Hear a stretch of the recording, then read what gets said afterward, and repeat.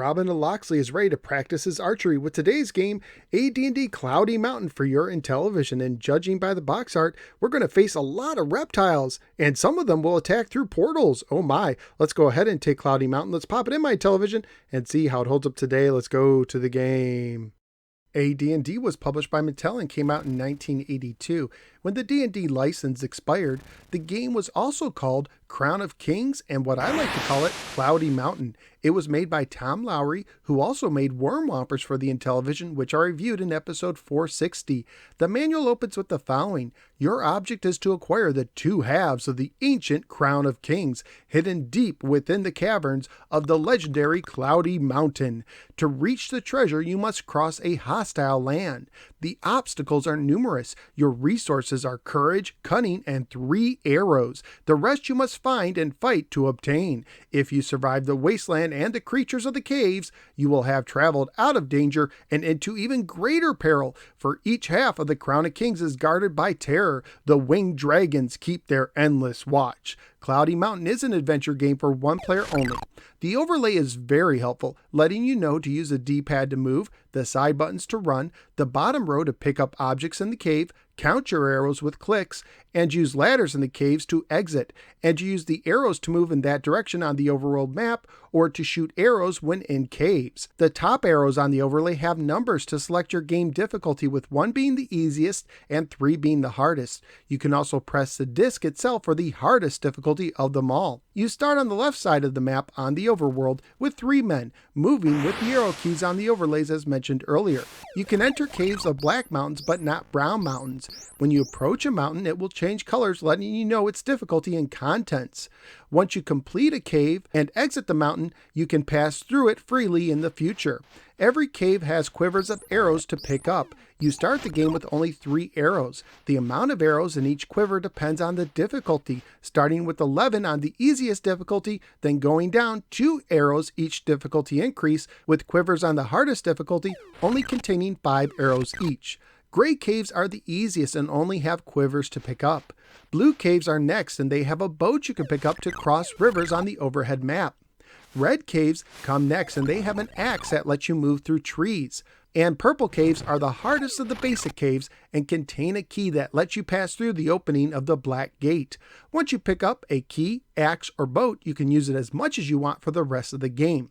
Caves contain random rooms of varying shapes that are only revealed as you move through them. Some caves are larger than others. Caves also contain various monsters. Most monsters will hurt you if they touch you. Your color shows your health.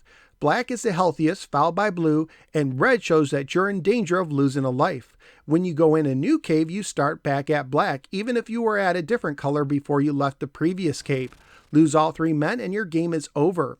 Monsters have various strengths. Sometimes you could tell a monster is nearby by seeing tracks or hearing them in the distance. It is possible to shoot a monster in an unseen passage and to bank your arrows off of corners, but arrows can also bounce back and hurt you. The manual also states that the bones in the cave let you know of upcoming monsters, but the tracks and the sound seem more trustworthy to me. Bats are the easiest enemy. They cannot hurt you and they only take 1 arrow to defeat. Spiders also take 1 arrow to defeat, and they cannot hurt you, but if they touch you, they will steal an arrow every click you hear. Rats also take 1 arrow to defeat, but they can actually hurt you if they touch you. Snakes are more powerful than rats and take 2 arrows to defeat, as do blue demons. Blobs are undefeatable and they can hurt you, so you just need to avoid them. Powerful dragons take 2 arrows to defeat, and even more powerful winged dragons take 3. Winged dragons only appear in the large cloudy mountain all the way to the right, and they're usually guarding one of the 2 pieces of the crown. If you pick up both pieces of the crown in the cloudy mountain, you win the game. There is no scoring. Graphically speaking, while not jaw-dropping, I thought the game looked pretty good.